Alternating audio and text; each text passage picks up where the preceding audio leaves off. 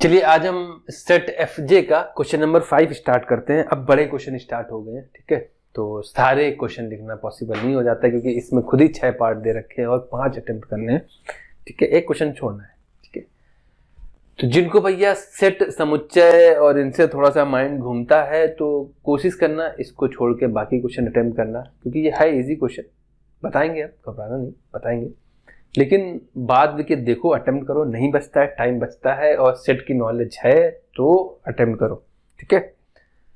और पहले भी हमने कहा है कि यार चीज़ें बहुत होता है ना, हम लाइफ में इतना स्ट्रेस ले लेते हैं। और कई बच्चे तो कमेंट में सर हिंदी, अरे यार इससे क्या ज़्यादा हिंदी लिख रहे हैं, हिंदी बोल रहे हैं, हिंदी पढ़ा रहे हैं, कहीं इंग्लिश आ रही है तो थोड़ा मैनेज कर लो यार, हम भी तो मैनेज कर रहे हैं, ठीक है। हर जगह सिचुएशंस को, दिक्कत को ब्लेम मत करिए, आप खुद भी देखिए। और आप नेट पे पढ़ पा रहे हो, यही खुशकिस्मती है आपकी। आपके पेरेंट्स और जिस भी सिचुएशन में आपको मिल रहा है पढ़ने का, आप उनको भी देखिए। वो मेरी मम्मी हमेशा कहती है कि कभी भी सर उठा के मत चलो, ठीक है। जमीन सर नीचे करके देख के चलोगे तो कभी भी ठेस नहीं लगेगी, ठोकर नहीं लगेगी, गिरोगे नहीं, चोट नहीं लगेगी। तो आप दूसरों को मत देख के चलिए, आप सोचिए आप कहाँ पे हैं, आपके घर की कंडीशन क्या है, आप करना क्या है लाइफ में, ठीक है। एम रहेगा, बिना एम के आप कहीं भी भटकते रहोगे। करना क्या है आपको डिसाइड होना चाहिए। नेट है आपके पास, कोई भी डाउट रहता है आप पूछिए। अपनी फ्रेंड सर्कल ऐसा बनाइए जो आगे बढ़ना चाहते हैं, कुछ करना चाहते हैं, ठीक है। पढ़ाई भी ज़रूरी है, पढ़ाई के साथ साथ हम लोगों ने यहाँ पे कल्चर है हमारा कि हम पढ़ाई कर रहे हैं तो सिर्फ पढ़ाई करेंगे, कोई साइड बिजनेस या कोई साइड काम या छोटा मोटा काम नहीं कर सकते। इन फॉरेन वगैरह में बच्चे मतलब job, private part time job भी करते हैं, पढ़ाई भी करते हैं, सपोर्ट भी करते हैं। और कई बच्चे इंडिया में भी करते हैं, लेकिन ज़्यादातर हमने देखा है कि पढ़ाई करेंगे तो सिर्फ पढ़ाई करेंगे, कि दूसरा काम हम भैया नहीं कर पाएंगे। तो ऐसा मत करिए, हालात बहुत ख़राब हैं। आप उनको देखिए ना जो नहीं कर पाते हैं। आप खुशकिस्मत हैं कि आप पढ़ाई कर रहे हैं, नेट पर पढ़ाई कर रहे हैं, तो फ्री में पढ़ रहे हैं यार, उससे ज़्यादा क्या चाहिए आपको। आप स्कूल में, कोचिंग में पैसे दे रहे हैं, वहाँ पे आपको चीज़ें समझ में नहीं आ रही, तभी तो आप यहाँ पे आए हो, वरना आप क्यों टाइम वेस्ट करते भैया। आप इसकी रील शॉर्ट वगैरह देख रहे होते, वो भी अब देख रहे हो जब एग्जाम टाइम है, ठीक है, जब लगी है लंका, जो कहावत है वही। तो भैया थोड़ा सा मैनेज करिए यार और सपोर्ट करिए। ऐसा नहीं है कि बस हम ही फ्री में बैठे हुए हैं, थोड़ा सा आपका सपोर्ट बहुत ज़रूरी है यार, अदरवाइज एक हाथ से ताली नहीं बजती है। तो क्वेश्चन देखिए क्या कह रहा है। यदि px बराबर x के समस्त उप समुच्चयों का समुच्चय है, तो जिन्होंने अगर पढ़ा रखा है समुच्चय सेट अच्छे से, तो यहां से उनको क्लियर हो जाना चाहिए कि ये किसके बारे में बात कर रहे हैं। सभी उप समुच्चयों का समुच्चय जो बनता है वो घात समुच्चय, जो हिंदी हम कोशिश कर रहे हैं हिंदी ट्रांसलेट करने की, वरना पावर सेट बोलते हैं जिसको। फॉर एग्जाम्पल से पहले इसकी कहानी समझ लेते हैं। जैसे हमने कोई एक सेट बनाया जिसमें हमने 1 2 एलिमेंट ले लिए, ठीक है। तो इसके उप समुच्चय कितने बनते हैं। ये एक समुच्चय है, इसके उप समुच्चय क्या बनेंगे, उप समुच्चय। पहले इसको चलिए हम बी ले लेते हैं, क्योंकि यहाँ पे इन्होंने बी को समुच्चय लिया है, ए को उसका उप समुच्चय लिया है, तो हम यहाँ पे बी लिए दे रहे हैं और इसको थोड़ा और बड़ा कर लेते हैं, चलिए 3, ठीक है। तो कितने उप समुच्चय बन सकते हैं ये पता है, 2 की पावर में जितने एलिमेंट होते हैं, यानी टोटल 8 उप समुच्चय बनेंगे। चलिए चेक कर लेते हैं। तो उप समुच्चय एक तो 5 होता है, एक करके बना लो। 1 बनेगा, 2 बनेगा, 3 बनेगा, ठीक है। फिर 2 2 करके, एक को पकड़ो, सबसे 2 का पेयर बन जाए 1 3, इससे गलत होने की चांस नहीं। पहले को पकड़ो, सबसे बना दो पेयर, फिर इसका खत्म, फिर 2 को पकड़ो, सबसे पेयर बना दो, इसका कारण खत्म, फिर सबको ले लो 2 3, ठीक है।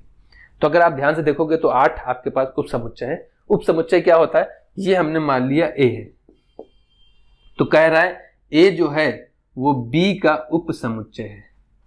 यानी कि ए के किसी भी सेट उठाओगे, ये सभी ए है, कोई भी ए उठाओगे वो हमेशा बी से छोटा। आपने अलजेब्रा में पढ़ा है ना, लेस देन सिंबल का मतलब क्या होता है, एक्स लेस देन वाई का मतलब क्या है कि एक्स भैया हमेशा वाई से छोटा रहेगा, ठीक है। इक्वलिटी भी लगती है तो बराबर भी हो सकता है। यहां पे वैसे देखा जाए तो ये ऐसे देना चाहिए था, अदरवाइज एक प्रॉपर उप समुच्चय हो जाता है। वो प्रॉपर सबसेट जो होता है, वो चीजें आपने समुच्चय में पढ़ी होगी, तो आपको क्लियर होगी। बस इतना समझ लीजिए लेस देन वाला साइन होता है, इधर वाला हमेशा इससे छोटा रहेगा, ये बाप है ये बेटा रहेगा, यानी गुण उन्हीं से आए हैं जो भी है। तो ये चीज क्लियर हो गई। अब अगर हम इनके जितने भी उप समुच्चय थे इनको अगर हम एक सेट में डाल दें, ये भी तो सेट क्या होता है, सेट कर्ली ब्रैकेट्स के अंदर सभी जो एलिमेंट है कॉमा लगा के लिख दिए जाते हैं। तो इसके जितने भी उप समुच्चय थे सबको अगर हम सेट में डाल देंगे उसी को बोलते हैं पावर सेट। तो ये जो भैया है वो क्या है, पावर सेट है। बात समझ में आई? तो ये जो इन्होंने लिखा है Px का मतलब क्या है, x के समस्त उप समुच्चयों का समुच्चय, मतलब है B के सभी उप समुच्चयों का समुच्चय वो पावर सेट है, वो ऐसे लिखा जाता है। बस समझ में आएगा, इतना क्लियर होगा मुझे लग रहा है। तो पहली लाइन का मतलब क्लियर हो गया क्या है, ठीक है। अब आ जाते हैं अपने क्वेश्चन पे, जहां x जो है वो नल मतलब रिक्त समुच्चय नहीं है। रिक्त समुच्चय फाई का मतलब क्या होता है, एम्प्टी सेट, रिक्त समुच्चय ऐसे लिखा जाता है जिसके अंदर कोई एलिमेंट ना हो। संबंध R Px पे बना है, यानी जो पावर सेट था उस पे, उसके अंदर हर एक उप समुच्चय होगा, ठीक है। यहां पे फाई बराबर दे रखा है तो हमने लिखा Px बराबर कैपिटल X है, जहां x क्या है एक रिक्त समुच्चय नहीं है, जहां x बराबर, ये एक चीज कर लेना, x कैन नॉट भी होगा, कैन नॉट भी रिक्त समुच्चय। एक संबंध R Px पर परिभाषित है, Px पर R परिभाषित है, A रिलेशन है B के, तो A और B आपस में कैसे होंगे, सेट है। अभी बताया था हमने Px क्या होता है, सभी उप समुच्चयों का समुच्चय होता है। थोड़ा सा रिवाइंड कर लेना अगर डाउट है, पहले ये उप समुच्चय, ये पावर सेट समझ लेना, क्योंकि इसके अंदर जितना भी एलिमेंट होता है वो एक खुद सेट होता है। तो A और B आपस में सेट है, A सेट रिलेटेड है B से, इसमें गिवन है कि A जो है वो हमेशा कैसा है, सबसेट है B का। तब हमें सिद्ध करना है कि जो R है वो एक तुल्यता संबंध है। तुल्यता संबंध के लिए वही स्वतुल्य संबंध, सम्मित संबंध, और जो तीसरा होता है ट्रांजिटिव रिलेशन, वो आपको देखना है। तो पहला है, हमें तीन चीजें चेक करनी होती हैं। पहला है रिफ्लेक्सिव। रिफ्लेक्सिव का मतलब क्या होता है, स्वतुल्य संबंध, ठीक है। हम इंग्लिश में लिख रहे हैं, आप हिंदी में लिख लेना, यहाँ पे चाहे तो लिख लो, मतलब हम हिंदी बता दे रहे हैं, स्वतुल्य संबंध, ठीक है। इसमें होता क्या है, एक ही रिलेशन, स्व मतलब खुद ही से, तो A रिलेटेड होगा A से, A रिलेटेड होगा A से, इसका मतलब है कि इधर वाला सबसेट होगा इसका, यही तो है, इधर वाला सबसेट होगा इसका, यानी कि A सबसेट होगा A का। तो ये तो सही होता है, एक सेट खुद का समुच्चय उप समुच्चय होता है। बात मान रहे हो ना ये, क्योंकि अभी जब हमने बनाया था B तो B भी आता है, देखो उसमें जब हमने बनाया था B 1 2 3 लिया था इससे पहले, तो लास्ट में 1 2 3 भी आता है। तो एक समुच्चय खुद का उप समुच्चय होता है, ये चीज पढ़ी होगी, नहीं पढ़ी है तो भैया दिक्कत है, कहीं भी एक पॉइंट लिख लो, एक समुच्चय खुद का उप समुच्चय होता है। तो बात क्लियर है। तो यानी कि ये एक यहां पे लिख दो, एक समुच्चय खुद का उप समुच्चय होता है, अतः R जो है R एक स्वतुल्य संबंध है। स्वतुल्य तो निकल आया, ठीक है। और हमको बताना है तुल्यता नहीं है, मतलब कोई एक चीज नहीं हो तभी तो तुल्यता नहीं होगा, अगर तीनों सही हो जाएंगे तो तुल्यता हो जाएगा। अब देखते हैं सम्मित, दूसरा सम्मित संबंध, सम्मित संबंध। सम्मित का मतलब क्या होता है, सिमेट्रिक रिलेशन। सिमेट्रिक, सिमेट्रिसिटी क्या होती है कि अगर A रिलेटेड है B से तो इसका मतलब है उल्टा, B रिलेटेड होना चाहिए A से।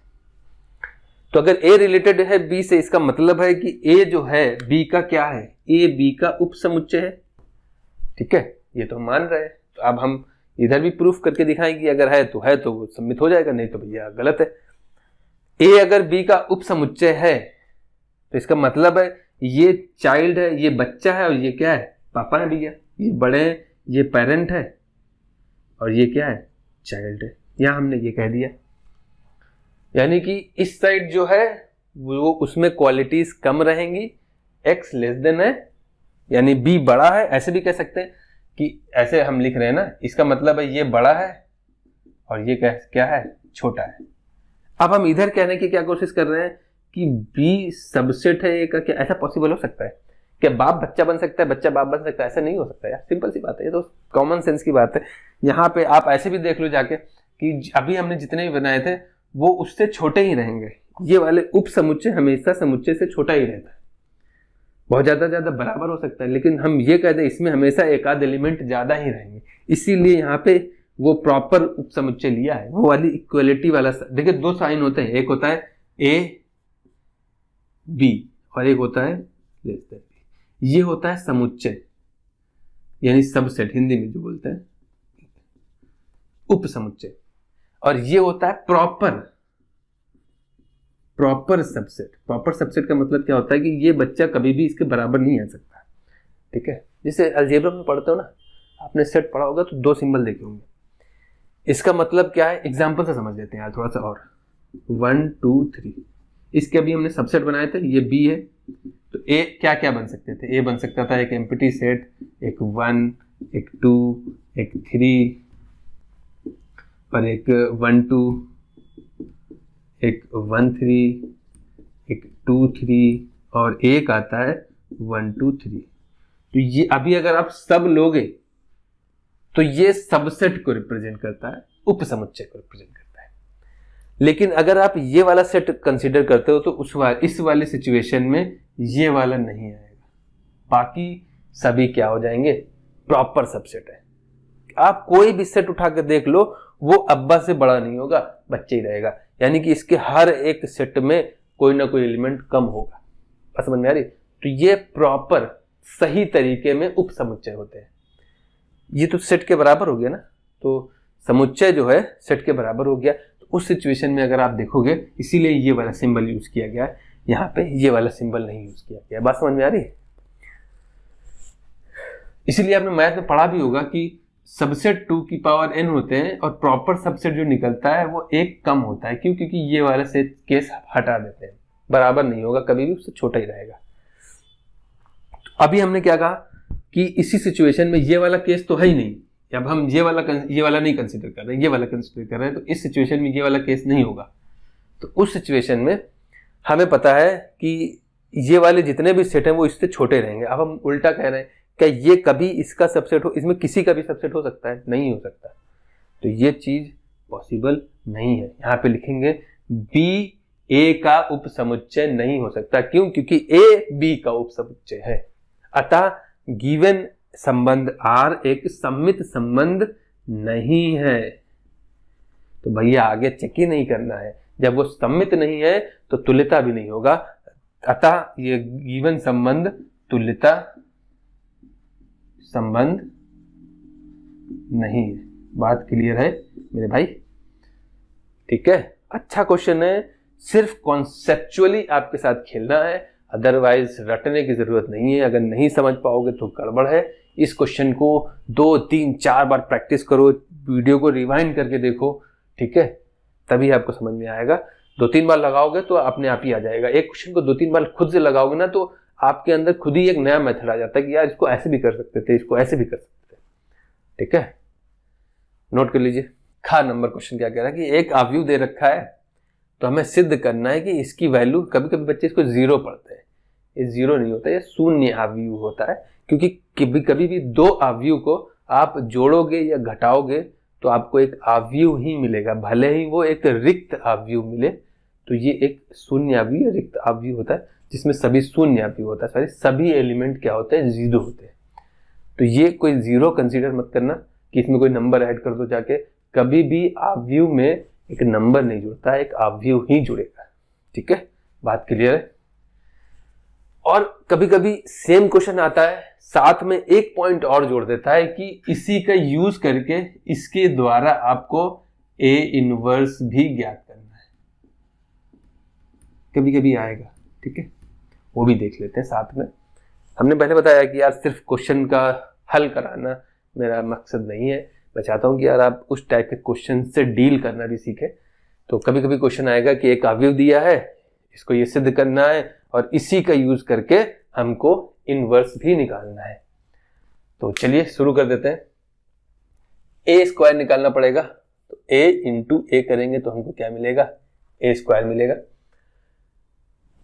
तो ये अवयव का मल्टीप्लीकेशन है, यानी 1 0 2 0 2 1 2 0 3 इंटू 1 0 2 0 2 1 2 0 3। आई होप इतना क्लियर है यार। मल्टीप्लीकेशन क्या करना है, 3 क्रॉस 3 3 क्रॉस 3 बिल्कुल पॉसिबल है। तो ए स्क्वायर की वैल्यू कितनी आ जाएगी, हमें यहाँ पे क्या होता है, ये कई बच्चों को भूल जाता है क्या करना होता है, ये फर्स्ट रो फर्स्ट कॉलम। तो पहली रो किस पे जाएगी, पहले कॉलम पे जाएगी, तभी तो हमको ये मिलेगा। ये क्या होता है, पहली रो पहली कॉलम का एलिमेंट होता है, तो पहली रो पहली कॉलम पे जाएगी। तो 1 का 1 से मल्टीप्लाई, 0 का 0 से मल्टीप्लाई और 2 का 2 से मल्टीप्लाई। बात क्लियर है। अब यहाँ पे क्या होता है, पहली रो दूसरी कॉलम, तो पहली रो किस पे जाएगी, दूसरी कॉलम पे।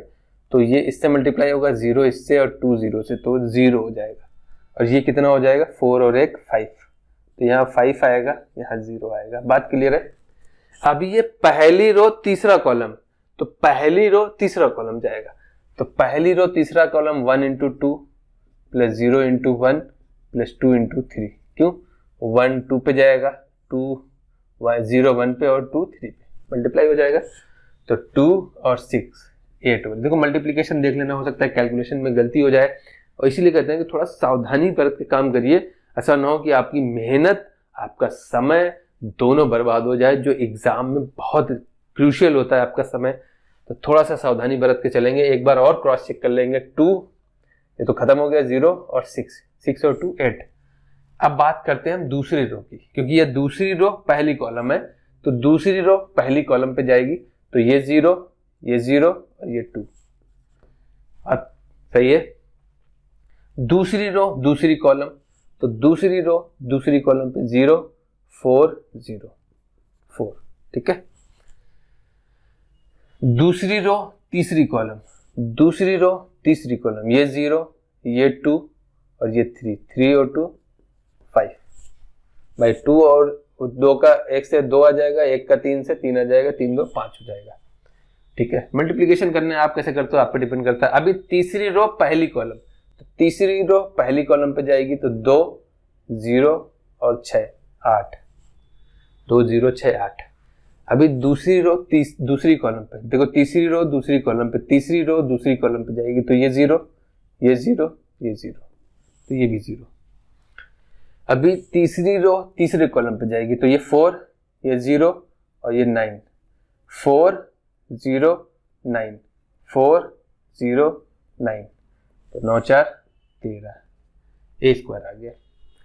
अब ए स्क्वायर के बाद हम ए क्यूब कैसे निकालेंगे, इसमें हम सिंपली ए से मल्टीप्लाई करा दें। तो हम यहीं पे लिख रहे हैं, ये स्टेप आपको आगे लिख लेना है, इसके बाद स्टेप लिखना है। हम बार बार लिखने से बच रहे हैं, तो हमने ये इसके बाद का स्टेप है, इसके नीचे लिखना है इंटू ए क्या है, क्योंकि हमें ए क्यूब निकालना है। तो 1 0 2 0 2 1 2 0 3, ये आएगी हमारी ए क्यूब। अब फिर वही काम, पहली रो पहली कॉलम। ठीक है। तो पहली रो पहली कॉलम पे जाएगी, कितना आ जाएगा, सॉरी, पहली रो पहली कॉलम पे जाएगी, तो ये 5 और ये 0 और ये 16, 5 और 16 5 21। ठीक है। इतनी कैलकुलेशन आपको आनी चाहिए। पहली रो दूसरी कॉलम, पहली रो दूसरी कॉलम, ये 0 ये 0 ये 0, भैया 0। पहली रो तीसरी कॉलम, तो ये 10 ये 0 8 3 24 24 10 34। ठीक है।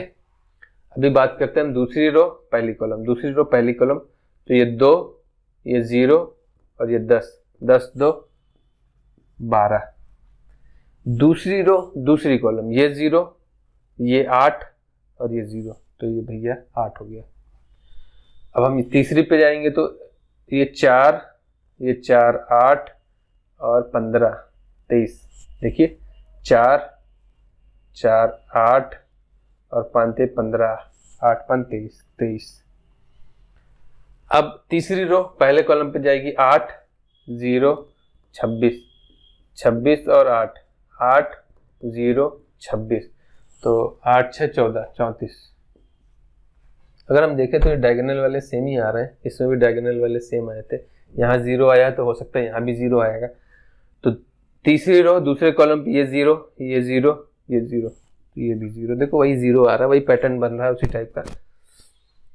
अब बात कर लें तीसरी रो तीसरी कॉलम की, तो तीसरी रो 8 दूनी 16, ये 0 हो गया, 13 13 26 13 39, 9 6 15 और 3 2 5। बात क्लियर है? 9 6 15 और एक कैरी हो गया, 3 2 5। ठीक है, आई होप इतना क्लियर है। ए क्यूब आ गया हमको पता है, एंड और आई कितना होगा, आई भी तो है, आई 3 क्रॉस 3 के लिए आई होता है 1 0 0 0 1 0 0 0 1। ठीक है, तो बढ़िया। ठीक है, अब हम सारी चीजें रख सकते हैं। A cube minus 6a square plus 7a plus 2i की वैल्यू क्या आनी चाहिए, नल मैट्रिक्स। तो ये लेफ्ट हैंड साइड है, शून्य आव्यूह दिखाना है, लेफ्ट हैंड साइड उठा लेते हैं। ए क्यूब कितना आया है, 21 0 34 12 8 23 34 0 55। अब 6 टाइम्स ए स्क्वायर, ए स्क्वायर कितना आया था, ये ए स्क्वायर है आपकी, ये वाली आपकी ए स्क्वायर है, उसमें 6 से मल्टीप्लाई कराना है, तो 5 0 8 2 4 5 8 0 13। ए में 7 से मल्टीप्लाई कराना है, ए कितना है 102 102 0 2 1 2 0 3। अब बची 2, आई कितना है 1 0 0 0 1 0 0 0 1। आई होप इतना क्लियर है, इतना तो बहुत इजी रहा है।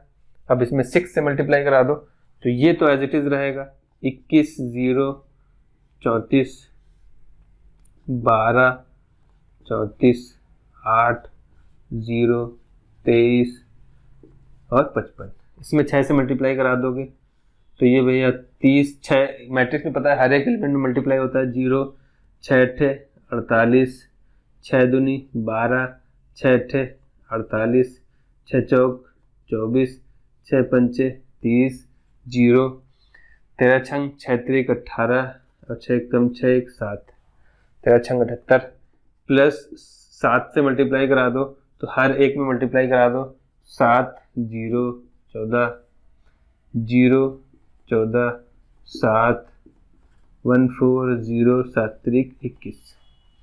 अब 2 से मल्टीप्लाई करा दो तो ये 2 0 0 0 2 0 0 0 2। एक बार चेक कर ले जरा नीचे तो नहीं है।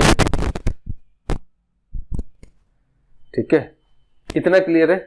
ये सिर्फ 2 से मल्टीप्लाई कराया, अगर कट रहा होगा तो आप बस देख लीजिएगा कि यहाँ पे 2 यहाँ पे 2 और यहाँ पे 2 आ जाएगा। अब हमें सिर्फ इनको क्या करना है, साइन के हिसाब से जोड़ देना है। एक बड़ी सी मैट्रिक्स लिखते हैं, क्या है यहाँ पे 21 minus 30 plus 7 plus 2, 21 minus 30 plus 7 plus 2, ये पहला एलिमेंट है। देखो 21 माइनस 30 प्लस 7 प्लस 2। अब दूसरा 0 माइनस 0 प्लस 0 प्लस 0, तो ये 0 रहेगा। तीसरा एलिमेंट है 34 माइनस 48, 34 माइनस 48 प्लस 14 14 प्लस 0, ये तीसरा एलिमेंट था। 12 माइनस 12 0 0, तो ये 0 हो जाएगा। 8 minus 24 8 minus 24 plus 14 plus 2 plus 14 plus 2। Calculation पे आपको बस ध्यान रखना है, 23 30 माइनस का है प्लस का 7, 23 30 माइनस का है प्लस का 7 है, तो आगे 0 होगा, आगे कंफर्म 0 है। 4 4 एलिमेंट है, 34 48 14 34 48 14 और ये 0 है। यहाँ पे क्या है 0 0 0 0, तो भैया ये भी 0 रहेगा। यहाँ पे क्या है 55 माइनस 78, 55 माइनस 78 प्लस 21 है, शायद 21 है और प्लस 2। ठीक है, आई होप इतना क्लियर है। तो अगर आप ध्यान से देखोगे 7 2 9 और ये 30 पूरा 0, कितना हो गया पूरा 0, ये 0। अगर आप ध्यान से देखोगे 4 4 8 और ये 48 48 0, तो ये भी 0, ये 0 है तो यहाँ पे 0। अगर आप ध्यान से देखोगे 8 2 10 और 10 14 24 24 24, तो ये 0। 7 30 30 30 0, ये 0। और ये अगर ध्यान से देखोगे तो ये दोनों सेम है, वही सिचुएशन है। यहाँ पे भी 0, यहाँ पे तो 0 हाई है। और 21 23 हो जाएगा, 23 और इसमें जोड़ोगे 78 हो जाएगा, तो ये भी 0। तो जो शून्य अवयव होता है उसको हम कैपिटल O से रिप्रेजेंट करते हैं। अतः ये जो है एक शून्य अवयव है जो हमें प्रूफ करना था, तो हमारा राइट हैंड साइड सिद्ध होता है, ये राइट हैंड साइड सिद्ध हो गया। अब सोचो इसमें अगर ये सिचुएशन आ जाती कि इसी समीकरण का यूज करके आपको इनवर्स भी निकालना होता है, तो कैसे करना होता है? बहुत इजी होता है। ठीक है, इसको नोट कर लीजिए, हो सकता है हम इसको समझाने के लिए कहीं पे आपका इरेज भी कर सकते हैं। तो उसके लिए करना क्या होता है ये देख लीजिए, वो आपको ट्राई करना है, बाकी हम समझा यहाँ पे दे रहे हैं। जो समीकरण दिया होता है a cube minus 6a square plus 7a plus 2i is equal to, ये नल मैट्रिक्स है, दोनों तरफ अवयव है, ये शून्य अवयव है। हम करते क्या है, दोनों साइड प्री पहले से, क्योंकि प्री पोस्ट चलता है मल्टीप्लिकेशन में, यहाँ पे लिख देना प्री, अग्रिम जो भी होता है हिंदी, प्री गुणा कराने पर किससे, इनवर्स से। तो यहाँ पे इसमें किसी साइड से भी करा सकते हो, कोई फर्क नहीं पड़ेगा वैसे। ए इनवर्स इंटू 0 लिखना इसलिए जरूरी है क्योंकि मैट्रिक्स में ऑर्डर मैटर करता है, क्योंकि A B is not equal to B A. ठीक है, ऑर्डर मैटर करता है। तो यहाँ पे हमने लिख दिया, आगे से प्री मल्टीप्लाई करा रहे हैं ए इनवर्स का इस पूरे समीकरण में।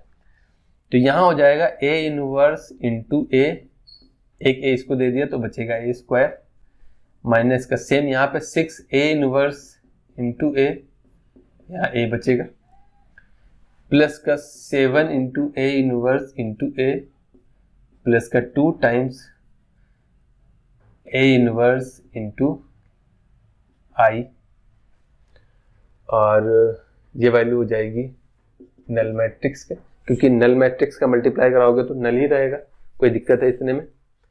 और हमें पता है कि एक मैट्रिक्स का उसके इनवर्स से मल्टीप्लाई कराओगे तो आपको आइडेंटिटी मैट्रिक्स मिल जाती है। बस यही फंडा था यहाँ पे। तो ये आइडेंटिटी मैट्रिक्स हो जाएगी आई इंटू ए स्क्वायर, ये लिखना पड़ेगा, minus 6i into A plus 7 into I plus 2 A inverse into I is equal to null matrix. और किसी भी मैट्रिक्स में आइडेंटिटी मैट्रिक्स से मल्टीप्लाई कराओगे, एकांक अवयव से मल्टीप्लाई कराओगे, कोई फर्क नहीं पड़ता है, ए इंटू आई या आई इंटू ए बराबर ए होता है, कोई फर्क नहीं पड़ता। ठीक है, तो ये कोई फर्क नहीं पड़ेगा। ये हो गया ए स्क्वायर माइनस 6a, ये हो गया 7i, और हम इसको उधर भेज देंगे तो ये हो जाएगा माइनस का 2a इनवर्स, क्योंकि हमको पता है ये भी कोई फर्क नहीं पड़ेगा। अब हमें ए इनवर्स निकालना था, तो ए इनवर्स की वैल्यू क्या हो जाएगी, माइनस का half A square minus 6a plus 7i। ठीक है, तो यहाँ से हम क्या निकाल लेंगे, ए इनवर्स। ये समीकरण जो हमारा आ रहा है वो हमें ए इनवर्स देगा। ए स्क्वायर हम निकाल चुके हैं, ए हमें पता है, आई हमें पता होता है, इसमें रख दोगे जाके, माइनस हाफ से मल्टीप्लाई करा दोगे। ये आपका काम है, ये आपको ट्राई करना है, तरीका आपको पता होना चाहिए कैसे निकालते हैं। बात क्लियर है? थोड़ा क्वेश्चन बड़े हैं, 5 मार्क्स के हैं, टाइम लग रहा है, समझा रहे हैं, तो हो सकता है आपको बड़ी वीडियो लग रही हो। 5वें का गा तीसरा क्वेश्चन सॉल्व करेंगे। कई बच्चे पूछ रहे हैं कौन सी सर अनसॉल्व है, तो यार अनसॉल्व कोई भी उठा लो। मुझे मिली है एक बच्चे की जिसने दी है, मैंने कहा था सॉल्व कराना है, तो ये अग्रवाल की है और लास्ट ईयर की है, ठीक है। उसने अभी करंट वाली नहीं ली है, पिछले साल का बच्चा था तो उसने मुझे दे दिए, ठीक है। उसमें हो सकता है 2023 का नहीं है, आप करंट वाला परचेस कर लो, तो 2023 का जो भी पेपर मुझे मिलेगा मैं करा दूंगा, ठीक है। या किसी स्टूडेंट का मेरे पास आएगा तो मैं करा दूंगा, या आपके पास है तो आप हमें मेल कर सकते हो, हम उसका सोल्यूशन करा देंगे। ये मेरे पास जो बुक है ये अनसॉल्व्ड है, ये अग्रवाल की है, ठीक है। और इसमें 2022 तक ही दे रखे हैं 6, ये जो भी सेट है इसका हमने FJ सेट उठाया है। उसका रीज़न है कि इसमें क्वेश्चन नंबर 6 का जो है वो कई बच्चों को कंफ्यूज कर रहा था, कई बच्चों की क्वेरी आ रही थी कि सर से 6 का नहीं आ रहा है, कैसे क्या गड़बड़ है, वो हम देखेंगे जब उसका नंबर आएगा। अभी हम लोग अनसॉल्व, अब कोई भी उठा लो यार, पेपर तो सभी सेम, पेपर का तो सेम आता है, बस सेट आगे पीछे हो सकता है, किसी का FJ पहले हो किसी का FJ बाद हो, वो सेट करने वाले के ऊपर है, लेकिन क्वेश्चन सेम रहेंगे, ठीक है। उसकी टेंशन नहीं लेनी है आपको। अब क्वेश्चन नंबर 5वें का जो गा कह रहा है वो क्या है कि हमें सिंपली इसका अवकल समीकरण, अवकल गुणांक निकालना है। सिंपल फंक्शन की पावर फंक्शन है, लॉगरिथमिक अवकलन है। करना क्या होता है, बोथ साइड लॉग लेने पर लिखना पड़ेगा आपको कि दोनों पक्षों में लॉग लेने पर, लॉग फंक्शन लोगे तो ये हो जाएगा लॉग cos x की power y is equal to log cos y की पावर x। और खासकर यूपी बोर्ड के बच्चे, अभी तो आपकी मैथ की बुक बहुत रिड्यूस कर दिया गया सिलेबस, पहले बहुत बुक्स होती थी, 4-4-5 पर ट्रिग्नोमेट्री की अलग बुक थी, काफ़ी हद तक कम कर दिया गया है। इवन पहले जो यूपी बोर्ड का बच्चा पढ़ा हुआ होता था वो कॉम्पिटिटिव एग्जाम जैसे IIT और इनके मैथ्स बहुत इजीली कर लेता था, क्योंकि सिलेबस बहुत वास्ट था और पूरा डिटेल पढ़ाया जाता था, ठीक है। कोचिंग अब तो धीरे धीरे ऐसा पैटर्न बनता जा रहा है कि 12th किया वो बच्चा जेई का एग्जाम नहीं निकाल पाएगा, क्योंकि रीज़न क्या है कि वहाँ पे पूरी मैथ है, सिलेबस में आपकी हटा दी गई है। तो रीज़न यही है ना, या तो वहाँ के सिलेबस से भी हटाओ, अब 12th पढ़ो, 12th के बाद हम उसकी तैयारी करें, वहाँ कोचिंग करें, वहाँ पैसा दें, तो ये दिक्कतें होती हैं। और हम बच्चे भी आजकल थोड़ा पढ़ा दो बस एग्ज़ाम निकल जाए, ठीक है। आपको अगर आपको क्लियर है, अगर आपको आगे क्लियर है क्या करना है, किस चीज़ की तैयारी करनी है, तो आपको इन डेप्थ पढ़ोगे तो ज़्यादा अच्छा रहेगा। 12th से ही बेस होता है, 12th से अच्छी पकड़ बना लोगे आप 11-12 से तो आसानी रहेगी।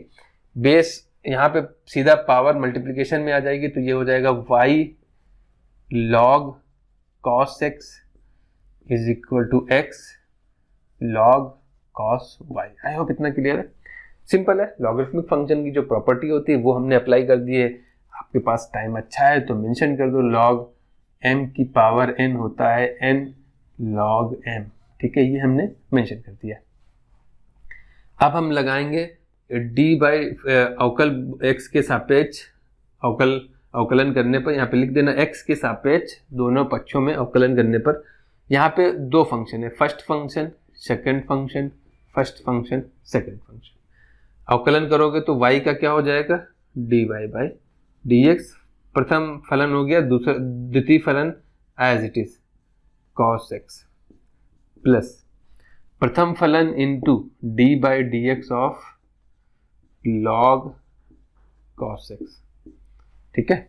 ये हो गया इस साइड का, यही होता है मल्टीप्लिकेशन रूल। क्या कहता है, अब यहाँ पे प्रथम फलन का अवकलन 1 हो जाएगा, x का क्या हो जाता है 1 हो जाएगा, द्वितीय फलन as it is cos y plus x as it is d by dx of log cos y, ठीक है।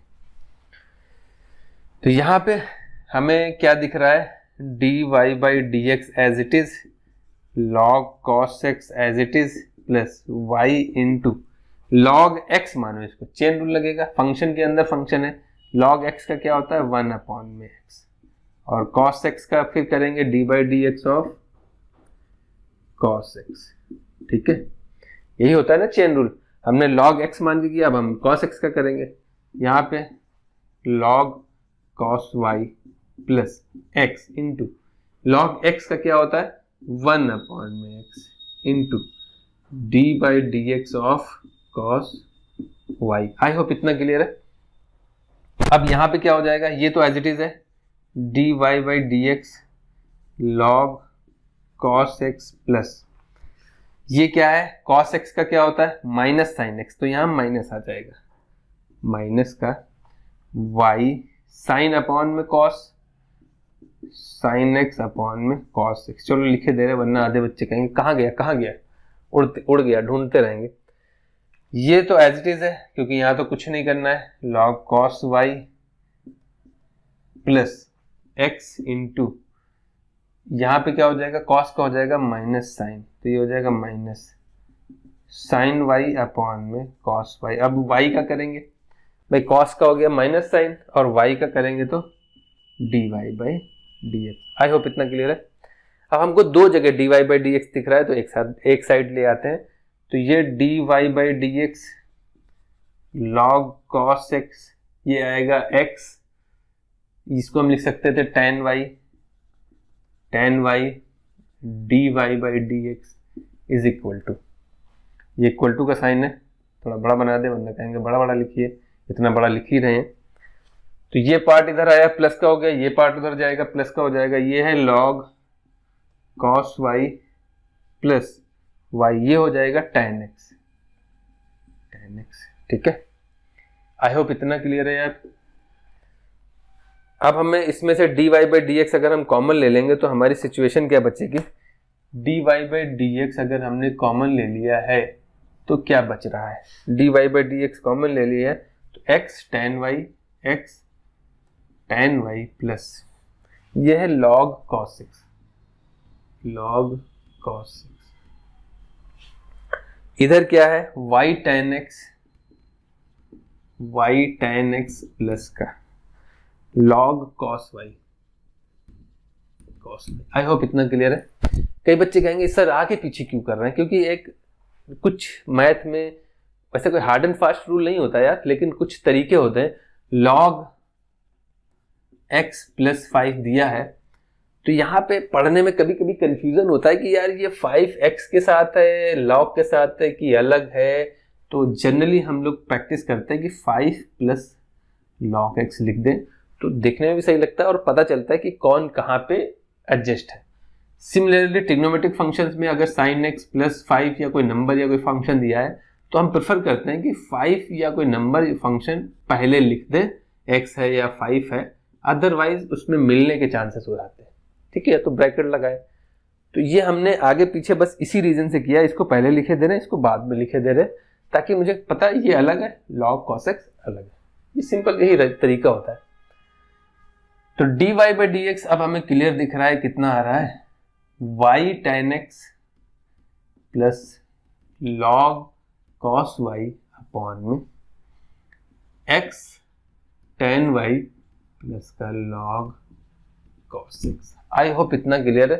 तो ये आपका फाइनल आंसर है जो आ रहा है, आप देख सकते हो। लीजिए थोड़ा स्पीड में कराना पड़ेगा क्योंकि बड़े क्वेश्चन है और एक एक क्वेश्चन की वीडियो बनाना हमको भी अच्छा नहीं लगता यार, कि एक एक के लिए आप हर एक के लिए वीडियो क्लिक करो। कोशिश करते हैं कि ज़्यादा हो जाए और 1.5-2 घंटे की वीडियो आप देखोगे नहीं भैया, आपके हिसाब से हमको करना पड़ता है, ठीक है, कि छोटी वीडियो हो, सारा कंटेंट हो। भैया आप तो प्रभु दया करे। तो मैथ पढ़ रहे हो आप, रील थोड़ी नहीं देख रहे हो यार, यहाँ पे ठुमके लटके झटके थोड़ी नहीं चल रहे जो आपके हिसाब से चलेगा। थोड़ा सा वीडियो बड़ी हो जाती है, ठीक है, तो कोशिश यही कर रहे हैं, इसीलिए हमने 2-2 3-3 या एक पार्ट उठाया है ताकि वीडियो की लेंथ भी बड़ी ना हो और कम पार्ट में हमारा सेट कवर हो जाए। तो fx दे रखा है, उच्चतम तथा निम्नतम मान ज्ञात करना हमें पता है, डेरिवेटिव वाला अवकलन वाला लगेगा, द्वितीय अवकलन जो होता है उससे करके 0 रख के वो वाला फंडा लगता है, मैक्सिमम मिनिमम वाला। तो fx दे रखा है तो हम क्या करेंगे, पहले क्या निकालते हैं, फंक्शन का अवकल गुणांक ज्ञात करेंगे, दोनों साइड वो x के सापेक्ष अवकलन करने पर। तो ये x का 1 हो जाएगा प्लस साइन x का क्या हो जाएगा cos 2x, और 2x का करेंगे तो 2 हो जाएगा। इतना समझ में आ रहा है, इतना तो आना चाहिए यार, 12th के में है। बाकी चलिए फिर भी कई बच्चों को, कुछ बच्चे हैं जिनको नहीं समझ में आता है, तो लिखेंगे x के सापेक्ष अवकलन करने पर, तो आपको क्या मिलेगा f डैश x, ये हो जाएगा d by D x of x plus sign 2x। तो जब आप करोगे तो प्लस वाला ये तो 1 हो जाएगा plus d/dx of sine 2x, तो ये तो 1 हो गया प्लस साइन का क्या होता है cos 2x, फिर करेंगे d/dx ऑफ 2x, ठीक है। तो 2x का 2 बाहर हो जाएगा, तो f' कितना आएगा 1 प्लस का 2 cos 2x। आई होप इतना क्लियर है यार, कोई दिक्कत है? अब क्रिटिकल पॉइंट फाइंड करते हैं, लेकिन उससे पहले हम f" भी निकाल लेते हैं साथ में। f" कैसे निकलेगा, इसका फिर से अवकलन करेंगे, अवकलन पुनः अवकलन करने पर लिख लेना, x के सापेक्ष पुनः अवकलन करने पर, तो ये तो 0 हो गया, 2 कांस्टेंट हो गया, d/dx ऑफ cos 2x, तो यहाँ पे हो जाएगा 2 तो कांस्टेंट है भैया, cos का होता है माइनस साइन 2x, और फिर d/dx ऑफ 2x का करेंगे, क्योंकि x तो है नहीं यहाँ पे, तो अलग से फंक्शन है, उसका फिर से करते हैं, चेन रूल कहता है। तो वैल्यू हो जाएगी ये माइनस का 2 to 4 साइन 2x, ये आ रहा है f''x। ये निकाला क्यों है, बेसिकली ये क्यों निकालते हैं, क्योंकि इससे पता चलता है कि किस बिंदु पे हमें उच्चतम मान मिलेगा, किस बिंदु पे हमें निम्नतम मान मिलेगा। ये चीजें हमें पैसे पता चलती हैं, ये पता चलती है हम f' को 0 रखते हैं। प्रथम अवकल गुणांक जो आता है या जो पहला होता है वो बहुत इंपॉर्टेंट होता है, तो प्रथम अवकल गुणांक जो आता है उसको हम 0 रखते हैं, तो यहां से 1 प्लस 2 cos 2x की वैल्यू 0 आएगी।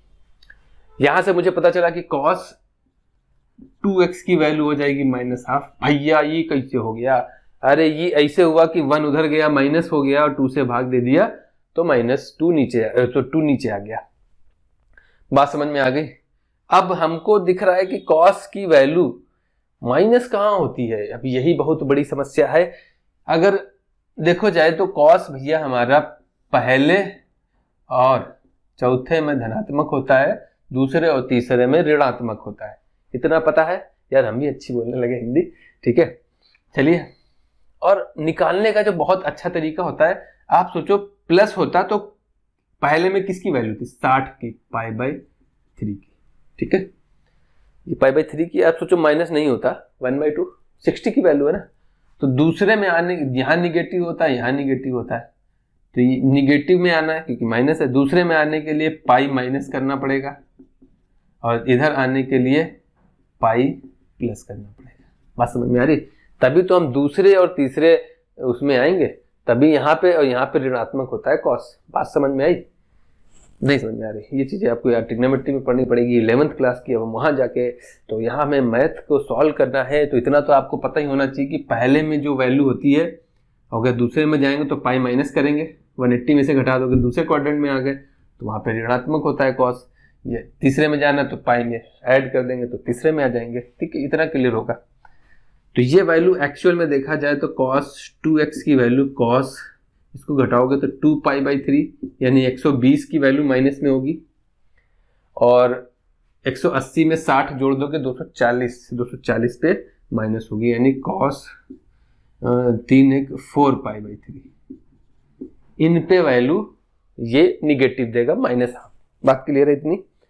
cos 2π/3 -½ देगा, cos 4π/3 भी -½ देगा, तो cos कैंसिल हो जाएगा, तो 2x की वैल्यू आ जाएगी 2π/3 4π/3, 2 से डिवाइड कर देंगे, दोनों अलग अलग वैल्यू है। x की वैल्यू क्या आ जाएगी π/3 और 2π/3। बात समझ में आ रही है? अब 2 से भाग दे दिया, यहाँ लिखे दे रहे हैं 2 से भाग देने पर ये आंसर आया है। ये तो x की 2 मान आ गए हैं, वो है ये।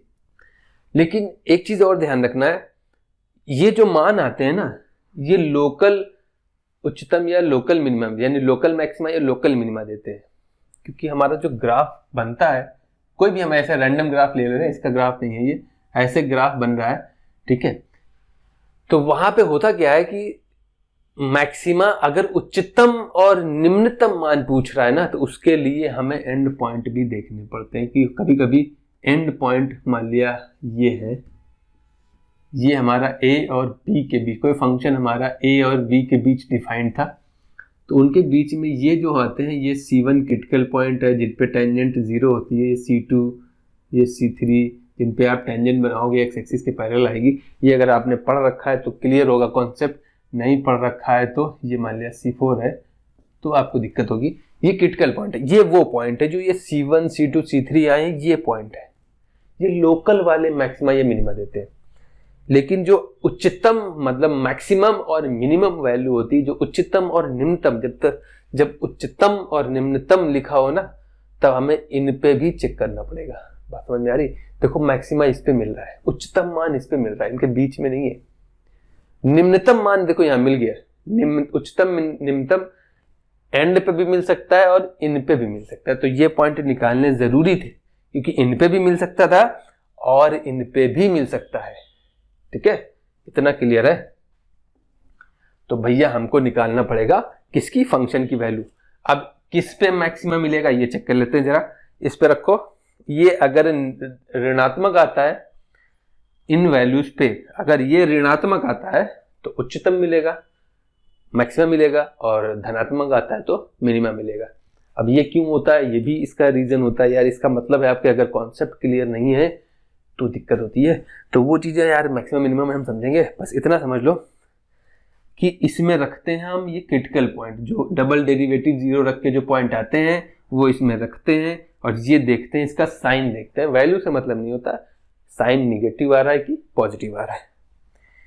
तो एफ डबल डैश हम रखेंगे π/3, तो ये वैल्यू -4 sin 2π/3 हो जाएगा, क्योंकि यहाँ 2 पहले से है, x की वैल्यू π/3 तो 2π/3, और 120 की वैल्यू पॉजिटिव होती है, साइन पॉजिटिव होता है 100, क्योंकि सेकंड क्वाड्रेंट में पॉजिटिव होता है। और ये निगेटिव, ओवरऑल कैसा आएगा, निगेटिव, यानी ये क्या देगा, मैक्स वैल्यू देगा।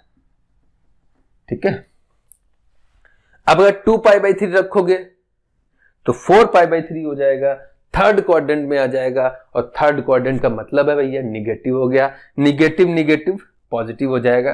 तो इस पे पॉजिटिव मिलेगा और इस पे निगेटिव मिलेगा। चाहे तो लिख लो एफ डबल डैश कितनी, π/3 पे यहाँ पे लिखो क्या आ रहा है, निगेटिव आ रहा है, यहाँ पे लिख दो निगेटिव वैल्यू,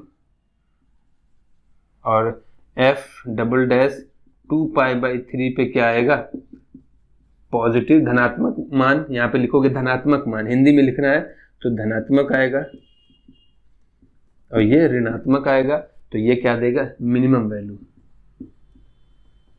हमें पता चल गया इस पे मिनिमम मिलेगा, इस पे मैक्सिमम मिलेगा। अब हमको वैल्यू निकालनी है, तो हमको पता चल गया x का मान और जो फंक्शन दे रखा था fx का मान, x प्लस sin 2x का मान निकालना है। अब हमें चेक करना भी है, तो पहला है हमें उच्चतम निम्नतम चेक करना है, तो यहीं से शुरू करते हैं। तो 0 पे x इक्वल टू 0 पे x इक्वल टू 0 रखोगे तो ये 0, sin 0 0। ठीक है, अब हम चेक करेंगे π/3 पे, x इक्वल टू π/3 पे, x इक्वल टू π/3 रखोगे तो ये π/3 प्लस साइन 2π/3। तो साइन 2π/3 60 का डबल 120, जो 60 होगा वही 120 होगा, यानी √3/2, यानी इसकी वैल्यू हो जाएगी π/3 प्लस √3/2। ये वैल्यू आ गई इसकी, π/3 प्लस √3/2। अब हम इस पे निकालते हैं 2π/3, x इक्वल टू 2π/3। ठीक है, उच्चतम तथा निम्नतम मान दोनों मान निकालने। 2π/3 पे देखते हैं, x की वैल्यू 2π/3 रखोगे तो 2π/3 प्लस साइन 4π/3 हो जाएगा। 4 क्यों हो रहा है, क्योंकि 2 पहले से है, और 2π/3 रखोगे 2 to 4 हो जाएगा। तो ये पहुंच गया थर्ड क्वाड्रेंट में। थर्ड क्वाड्रेंट में साइन निगेटिव होता है, तो ये वैल्यू आएगी 2π/3 माइनस √3/2। ठीक है, तो ये आपकी इस पॉइंट पे वैल्यू है। अब हम चेक करेंगे x इक्वल टू 2π पे, क्योंकि इन पॉइंट पे भी चेक करना होता है। तो इनके बीच के ये पॉइंट है और ये आखिरी के पॉइंट है। 2π रखोगे तो x की जगह 2π प्लस साइन 2π। ठीक है। तो ये वैल्यू आएगी सिंपल, कितनी हो जाएगी, x इक्वल टू 2 पाई पे, ये तो 0 हो गया, कितना आ रहा है 2 पाई, ये मान है, इसका ये मान है, इसका ये मान है, और इस पे ये 0 अंडा। अब मुझे दिख रहा है मैक्सिमम वैल्यू की अगर हम बात करें तो मुझे क्लियर दिख रहा है मैक्सिमम किस पे है, x इक्वल टू 2 पाई पे। हमें अगर उच्चतम मान देखना है, उच्चतम मान की बात करें हम, तो वो कितना है 2 पाई पे, ये हमारा उच्चतम मान है। x इक्वल टू 2 पाई पे उच्चतम मान भी कितना है 2 पाई आ रहा है। निम्नतम मान की बात करें तो अब इन सब में देख लो निम्नतम कौन है, ये तो नहीं है, pi by 3 plus root 3 by 2, यहाँ पे क्या है 2 पाई बाई 3, ये कितना है 60 में हम ये रूट 3 बाई 2 की वैल्यू निकाल लेना, रूट 3 1.7 कुछ होता है, उसको 2 से रफली वैल्यू देख लेना, 1.732 उसको 2 से डिवाइड कर लोगे तो 17 का आधा लगभग 0.85 कुछ आ जाएगा, और 85.85 पाई बाई 3 में जोड़ोगे, पाई बाई 3 की वैल्यू 3 पॉइंट या 22/7 रख के एक रफली वैल्यू निकाल लोगे, इसकी भी एक रफली वैल्यू निकाल लोगे, देखना कौन कम है वही मिनिमम वैल्यू हो जाएगी। ठीक है, कॉन्सेप्ट आपको पता होना चाहिए क्या हो रहा है, मैक्सिमम मिनिमम कैसे निकालते हैं। उच्चतम निम्नतम मान पूछेगा तो ये पूरा प्रोसेस तो करना ही करना होता है, उसके साथ हमें इन पे भी चेक करते हैं। ठीक है, अगर हमसे उच्चतम या निम्नतम मान पूछा है तो ये 2 स्टेप और बढ़ जाते हैं ये वाले, बाकी ये वाले बीच वाला काम तो करना ही करना होता है। अगर हमसे सिर्फ लोकल मैक्सिमा या मिनिमा पूछता, सिर्फ वही पूछता, तो हम सिंपल ये पूरा प्रोसेस करते, इन पे पता चल गया कि इस पे हमें मैक्सिमम मिलेगा, इस पे मिनिमम मिलेगा, क्योंकि इस पे धनात्मक आ रही है, इस पे ऋणात्मक आ रही है, और हम बता देते कि इस पे हमें मैक्सिमम मिलेगा, इस पे मिनिमम मिलेगा। अगर वो वैल्यू भी पूछता है, मान भी बताना है, तो ये पाई बाई 3 पे इतना आ रहा है, 2 पाई बाई 3 पे इतना आ रहा है। ठीक है, इन दोनों में वैसे चेक करने की जरूरत भी नहीं है, ये मैक्सिमम है ये मिनिमम है, क्यों, क्योंकि इस पे निगेटिव है मतलब ये ज्यादा है, और इस पे पॉजिटिव है मतलब ये कम है। ठीक है, हमको चेक इसलिए करनी है, ये तो पॉजिटिव है, ये तो 0 से बड़ी है, बस हमको ये चेक करनी है कहीं ऐसा तो नहीं कि ये 2 से 0 से कम हो जाए, ये ऋणात्मक तो नहीं आ रही है, वैसे होना नहीं चाहिए। अगर ये ऋणात्मक आएगी तो 0 से छोटी हो जाएगी ना, तो उस सिचुएशन में हो सकता है ये मिनिमा हो जाए। तो इन दोनों में हमें थोड़ा सा डाउट है, अदरवाइज मिनिमा इस पे मिल जाएगा और मैक्सिमम इस पे मिल जा रहा है। ठीक है, अगर ये 0 से थोड़ी सी भी ज्यादा है, पॉइंट में भी ज्यादा है, तो ये 0 से तो मैक्सिमम हो जाएगी ना, बात समझ में आ रही है। तो उस हिसाब से इन दोनों में अगर देखना है तो ये मैक्सिमा है ये मिनिमा है। ठीक है, क्योंकि साइन से पता चल गया है। तो ये प्रोसेस होता है डबल डेरिवेटिव का यूज करके। आई होप इतना क्लियर है, नोट कर लो। पहले का 5वां क्वेश्चन जो 1 मार्क्स में आया था, 5वें का 5वां क्वेश्चन सेम क्वेश्चन है, बस वहाँ इजी था, बहुत छोटा था, हमें सिर्फ जो डिफरेंस आया वो बताना था। यहाँ पे पूरा सन्निकट मान ज्ञात करना है, तो आपका जो फॉर्मूला था वो भी यहाँ पे क्लियर हो जाएगा। ठीक है, तो इस टाइप के क्वेश्चन में करते क्या है, हम जिस टाइप का ये दे रखा है उसी टाइप का एक फंक्शन मान लेते हैं। लेट माना, आप हिंदी में लिखो भैया, वरना कई कमेंट आने लग जाते हैं, माना बहुत मनाना पड़ता है यार, fx is equal to x की घात 1/4। ठीक है, अब इसके बाद हमें करना क्या होता है कि इसका डेरिवेटिव निकालते हैं। क्यों निकालते हैं वो भी अभी हम बताएंगे, क्योंकि f डैश x की जरूरत पड़ती है x के सापेक्ष अवकलन। ठीक है, तो ये हो जाएगा x घात गुणांक में आती है और 1 घात कम हो जाती है, यही तो फॉर्मूला होता है।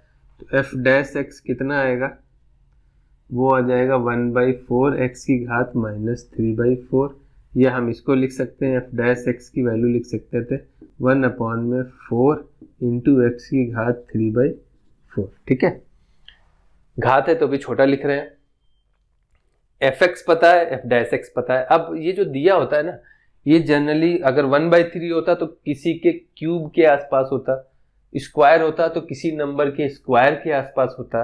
अभी यहाँ पे 1/4 है तो किसी की पावर 4, किसी की घात 4 करोगे ना, तो इसी के आसपास, या तो इससे कुछ नंबर कम आएगा या कुछ नंबर ज्यादा आएगा। 1/5 होती तो किसी नंबर की घात 5 करने पे इसी नंबर के आसपास आता है।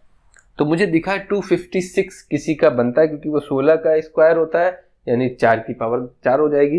तो इससे हमें पता चल गया। तो हमें लेट करना है, let x is equal to उसी के आसपास, वो परफेक्ट जो हो वही हमें लेट कर लेंगे। Let x is equal to 256, ठीक है। बात समझ में आ गई। उस सिचुएशन में और जो फंक्शन दे रखा है वो इससे कम है, तो हम जो फंक्शन मानते हैं, जो हमारा फॉर्मूला होता है, पहले फॉर्मूला लिख लेते हैं, चलिए, उससे आपको और क्लियर हो जाएगा क्यों मान रहा है। हमारा जो फॉर्मूला आता है, मैंने पहले भी बताया था कि फॉर्मूला याद रखने की जरूरत नहीं, कुछ लोग रटते हैं फॉर्मूला। एफ डैश एक्स का फॉर्मूला क्या होता है? F of x plus H minus F of x upon में एच। लेकिन ये प्रथम अवकलन का सिद्धांत था, तो यहां पे सन्निकट मान में एच नहीं लिखते, हम क्या लिखते हैं? डेल्टा एक्स लिखते हैं, ठीक है, क्योंकि थोड़ा सा डिफरेंस आता है। बात समझ में आ रही है? इस हिसाब से F of x plus delta x की जो वैल्यू आएगी, इसका इधर मल्टीप्लाई करा देंगे, इसको इधर भेज देंगे, तो फॉर्मूला बनता है F x plus delta x into F dash x. ये फॉर्मूला बनता है हमारा, क्या बनता है? ये फॉर्मूला, ठीक है। अब हम मानते हैं let x is equal to 256, और हमको निकालनी किसकी है? 255। इससे कितना ज्यादा या कम है? इससे कम है ना, कितना कम है? वो डेल्टा x हो जाएगा, वो कितना है? माइनस। बात समझ में आ रही है? क्योंकि आप इसको इसमें ऐड करोगे तभी तो ये मिलेगा। हमको ओवरऑल 255 की निकालनी ना, 257 की तो नहीं निकालनी। 257 की निकालनी होती तो ये +1 होता। इसमें कितना जोड़ते कि 57 आता, इसमें अभी हमको कम करना है, क्योंकि हमें वैल्यू निकालनी थी 255 की। तो इस नंबर से ये जो परफेक्ट पावर घात है किसी की, उसमें से कितना कम करेंगे कि ये आ जाएगा। तो हमें दिख रहा है 1 कम करेंगे, वही डिफरेंस होता है, ठीक है। तो ठीक है भैया, यहां रख दो आके x की वैल्यू ये, डेल्टा x की वैल्यू ये रख देनी है। और fx कितना है हमारा? fx ये है। f डैश x कितना निकाला था? f डैश x ये है। देखो दोनों चीजें आपके पास पता है, fx भी पता है, f डैश x भी पता है। तो पहले फॉर्मूले में रख लेते हैं यहाँ पे। तो ये है f of x plus delta x होगा कितना? fx कितना है? x की घात 1/4 plus delta x as it is into f dash x कितना है? 1/4 इंटू एक्स की घात 3/4। बात क्लियर है? तो हमने सारी चीजें रख दी। अब x ये है और डेल्टा x ये है, तो दोनों चीजें पुट करनी है। तो ये हो जाएगा f ऑफ 256 x की जगह, डेल्टा x की जगह -1, तभी तो हमें मिलेगा 255। और ये है x कितना है? 256। 256 की घात 1/4 प्लस डेल्टा x कितना है? -1। यही है delta x into 1/4 into x की घात 3/4। x कितना है? 256 की घात 3/4, ठीक है। अब बस इसको सॉल्व करना है, सारे नंबर आ चुके हैं। ये हमें पता है कि 4 की घात 4 करोगे तो 256 आएगा, क्योंकि 16 का स्क्वायर होता है और 16 4 का स्क्वायर होता है, तो 2 की पावर 2 मतलब 4 की पावर 4 हो जाएगी। ये माइनस हो जाएगा, ये 1/4 इंटू 4 की पावर 4 इंटू 3/4। तो यहाँ मुझे क्लियर दिख रहा है कि इस घात से ये घात कट जाएगी, इस घात से ये घात कट जाएगी, तो यहाँ पे बचेगा 4 माइनस 1/4 इंटू 4 की पावर 3।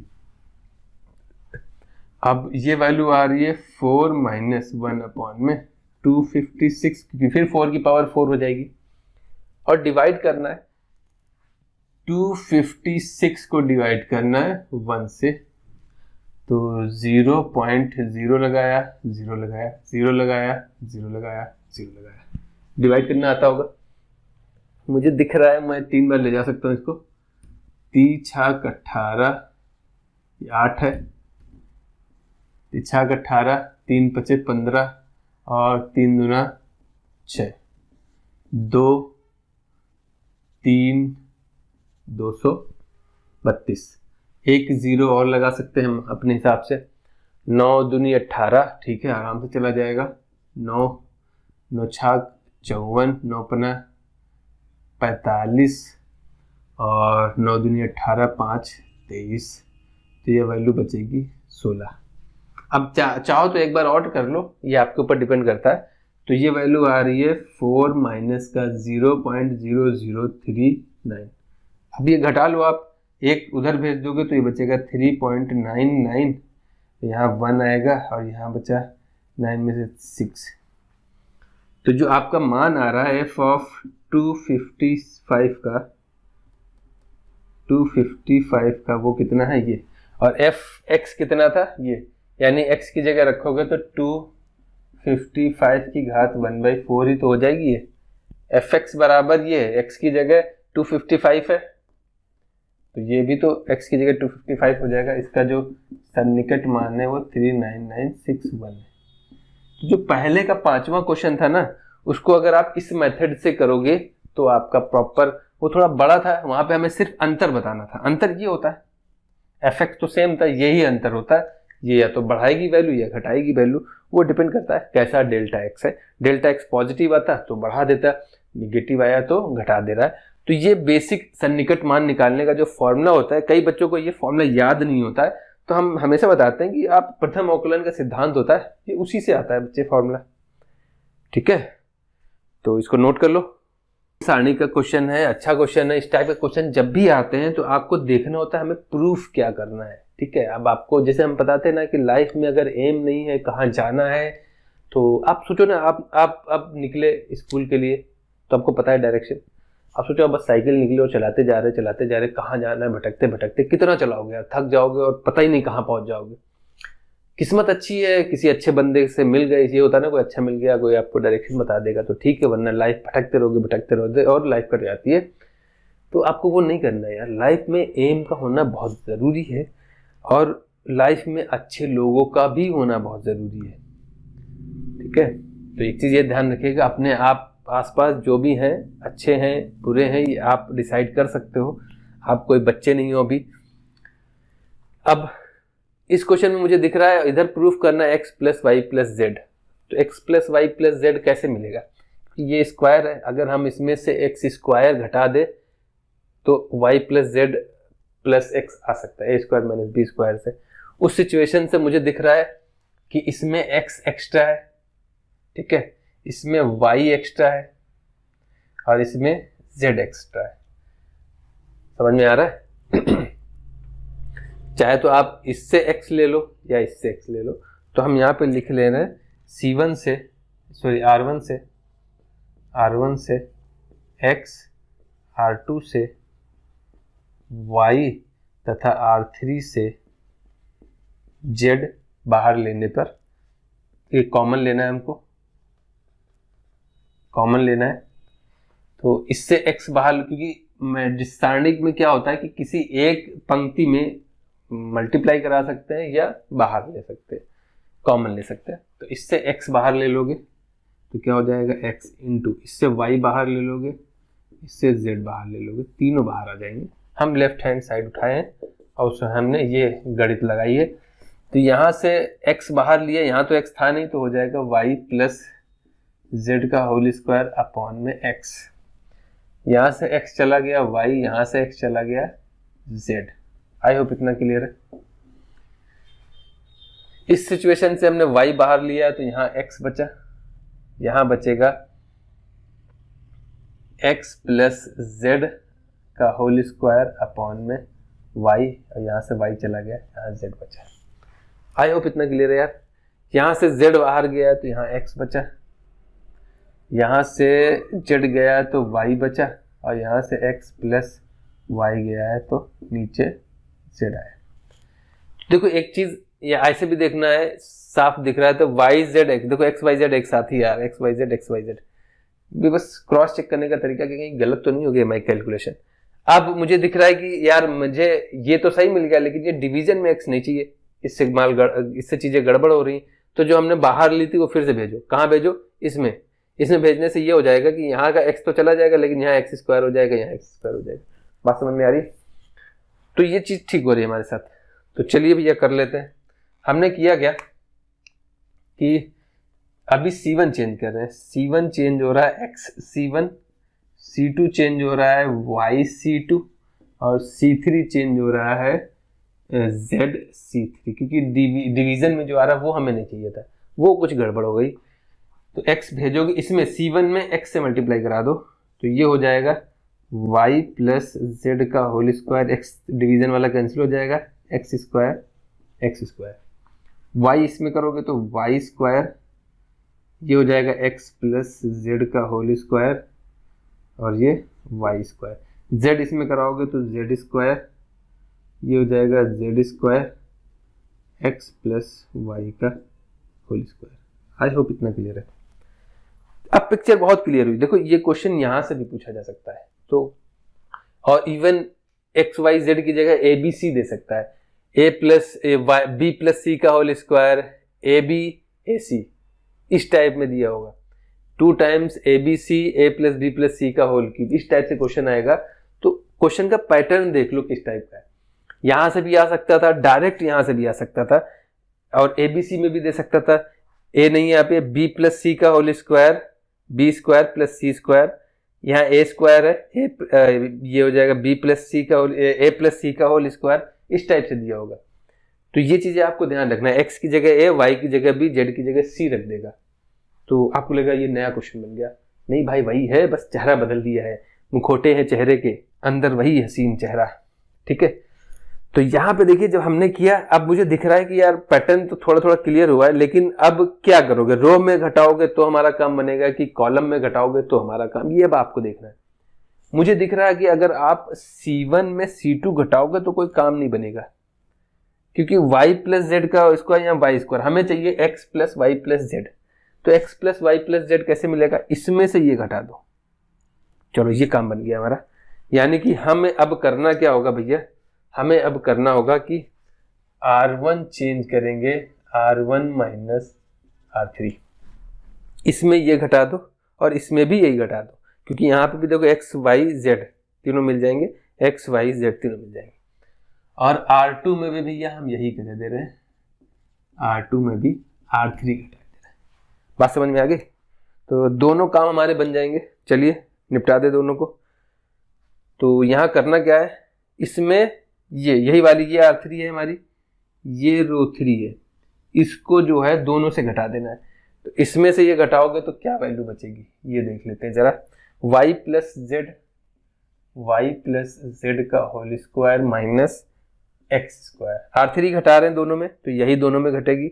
यहाँ y 0, यहाँ Z square minus X plus Y का होल स्क्वायर। इतना क्लियर करो पहले। ये R1 है, ये आपकी R1 है, ये आपकी R2 है, ये आपकी R3 है। R3 इससे घटेगी और R3 भी इससे घटेगी, तो ये माइनस में x हो जाएगा, ये 0 हो जाएगा, ये z में माइनस हो जाएगा। ठीक है, x 0, x प्लस z में y घटेगा, तो x प्लस z का whole square minus Y square. यहां पे आ जाओ, यहां पे क्या है, इसमें से ये घटाया, इसमें से ये घटाया और इसमें से ये घटा रहे हैं, तो ये हो जाएगा Z square minus X plus Y का होल स्क्वायर। यही तो है, इसी में हमने ये भी घटाया, इसी में ये भी घटा दिया। ठीक है, और ये एज इट इज है, X square Y square X plus Y का होल स्क्वायर। ठीक है, अब क्या बनेगा यहाँ पे, ये चीज देख लेते हैं जरा। इसकी सिचुएशन क्या आएगी, एक बनेगा y plus Z minus X, A square minus B square का फॉर्मूला क्या होता है, एक में a माइनस बी और एक में a प्लस बी, यही तो फॉर्मूला होता है। तो ये a पूरा a है, a माइनस बी अभी a प्लस बी हो जाएगा, तो आ जाएगा y plus Z plus X, ये 0 है। सेम यहाँ पे आ जाएगा z minus X minus Y, और आ जाएगा z plus X plus Y. I hope इतना क्लियर है। ये 0 है, यहाँ पे कितना हो जाएगा, x plus Z plus Y एक ब्रैकेट में, x plus Z minus Y एक ब्रैकेट में। सेम यहाँ पे आएगा z minus X minus Y और Z plus X plus Y. ये एज इट इज है X square Y square X plus Y का होल स्क्वायर। ठीक है, उसके बाद देखो पहली वाली रो से x plus Y plus Z, दूसरी वाली रो से x plus Y plus Z, तो कॉमन ले लेंगे। तो लिख लो R1 से x plus Y plus Z and R2 से x plus Y plus Z बाहर लेने पर, तो R1 में भी भैया दिख रहा है, ध्यान से देखो ये x प्लस वाई, जीरो से तो कुछ भी ले सकते हैं, जीरो में इंटू में मल्टीप्लाई करा दो x plus Y plus Z, क्या फर्क पड़ता है, उससे भी कॉमन आ जाएगा x plus Y plus Z. इसमें भी देखो x plus Y plus Z x plus Y plus Z, यहाँ जीरो इंटू लिख सकते हो, कोई फर्क नहीं पड़ता। तो x plus Y plus Z का होल स्क्वायर कॉमन हो जाएगा, बचेगा कितना y plus Z minus X, ये तो भैया जीरो है, ये है z minus X minus Y, यहाँ जीरो है, यहाँ पे है x plus Z minus Y और ये है z minus X minus Y, ये है एक्स स्क्वायर, ये है वाई स्क्वायर और ये है x प्लस वाई का होल स्क्वायर। अब हमारा एम क्या होना चाहिए भाई, ये तो सब सिंपल आ गए, लेकिन ये स्क्वायर बचे हैं भी, उनमें भी हमारा पहला टारगेट होगा कि हम इसको खत्म करें। ये क्योंकि ये खुलेगा तो X square plus Y square plus 2xy देगा, और अगर कहीं मल्टीप्लाई कराना पड़ गया तो भैया बहुत बड़ी कहानी बनेगी। तो हमें भैया इससे डर लग रहा है, ये कैसे जाएगा, मुझे दिख रहा है ये खत्म करने का तरीका है कि इन दोनों को जोड़ के ये घटा दे जाके, तभी तो बनेगा भाई। इसको हम ओपन करेंगे तो X square plus Y square plus 2xy आएगा, 2xy हम झेल सकते हैं, लेकिन ये X square plus Y square जुड़ के उससे घट जाए जाके तो एक्स स्क्वायर वाई स्क्वायर खत्म कर देंगे। तो हम यहाँ पे क्या अप्लाई करेंगे, हमारा जो नया ऑपरेशन होगा वो होगा कि C3 चेंज कर रहे हैं हम, कैसे, C3 में C1 प्लस C2 घटा देंगे। देखिए पिक्चर क्लियर करिए, इसको खत्म करना है, हमने अभी इसको टारगेट किया है, इस वाले क्योंकि ये खुलेगा बड़ा होगा खतरनाक हो जाएगा, तो X square plus Y square plus 2 square में देख रहा है X square plus Y square, तो यहाँ भी है मेरे पास, तो इन दोनों को जोड़ देते हैं तो X square plus Y square होगा, इससे घटा दे जाके तो भैया 2xy बचेगा। तो ये दोनों तो चेंज नहीं हो रहे, तो ठीक है भैया, ये चेंज भी नहीं करने हमें, तो ये एज इट इज रहने देते हैं। C1 C2 नहीं चेंज हो रही है, C3 चेंज हो रही है, इसके इस साइड जो होता है वो चेंज होता है, कैसे चेंज होता है वो हम इधर बताते हैं। तो C3 में इन दोनों को जोड़ा, इन दोनों को जोड़ोगे कोई फर्क पड़ेगा नहीं पड़ेगा, क्या आएगा, जीरो तो जीरो, कुछ फर्क नहीं पड़ेगा, ये दोनों जुड़े, सिर्फ यही बचा, और इससे घटाना जाके, यानी कि z minus X minus Y में ये घटा दोगे तो ये माइनस वाई हो जाएगा minus Z plus x. Picture clear करो, ये था, इन दोनों को जोड़ोगे तो यही रहेगा, इससे घटाओगे जाके, तो इससे जब ये घटाएंगे तो इसके सारे साइन बदल गए, अभी बचा z कैंसिल हो गया और x कैंसिल हो गया, बचा कितना, माइनस का 2y, माइनस का 2y। अब देखते हैं जरा, इन दोनों को जोड़ोगे तो कोई फर्क पड़ेगा, यही रहेगा, इससे घटा दो जाके, z minus X minus Y minus X minus Z plus Y. अभी क्या कैंसिल हो रहा है, z कैंसिल हो रहा है, y कैंसिल हो रहा है, बचा कितना, माइनस का 2x माइनस का 2x।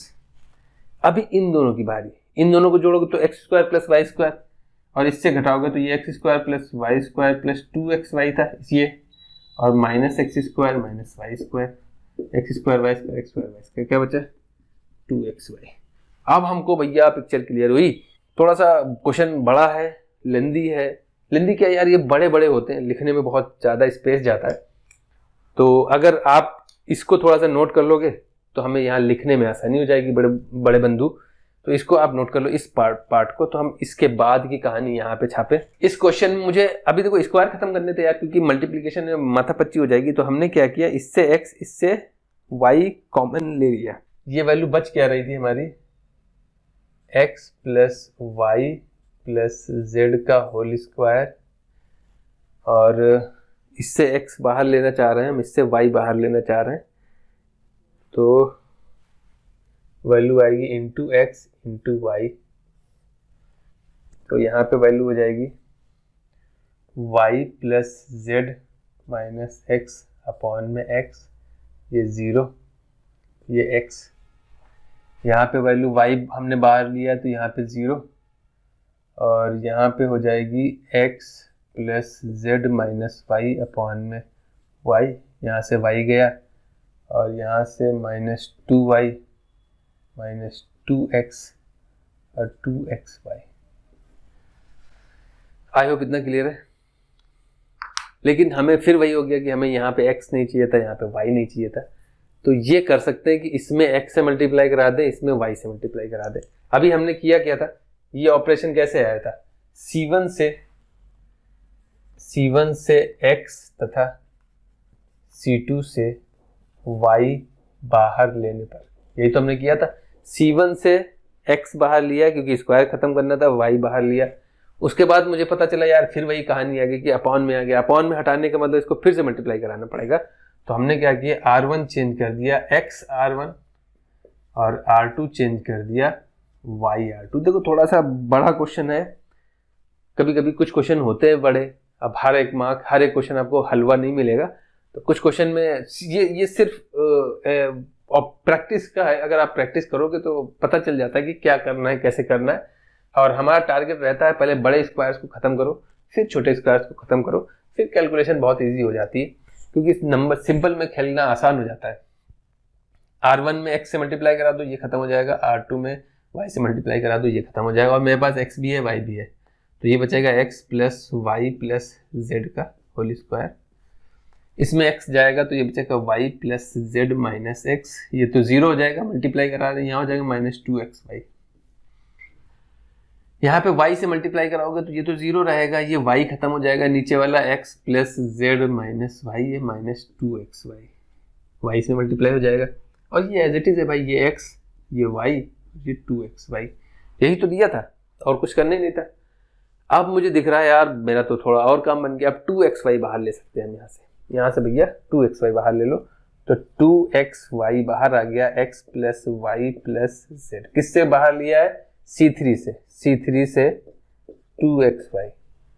तो बचा क्या हमारा, y plus Z minus x, 0x plus Z minus y, y -1 भैया हमको तो थोड़ा सा अच्छा दिख रहा है, अच्छा फील हो रहा है, क्योंकि मेरे पास -1 आ गया।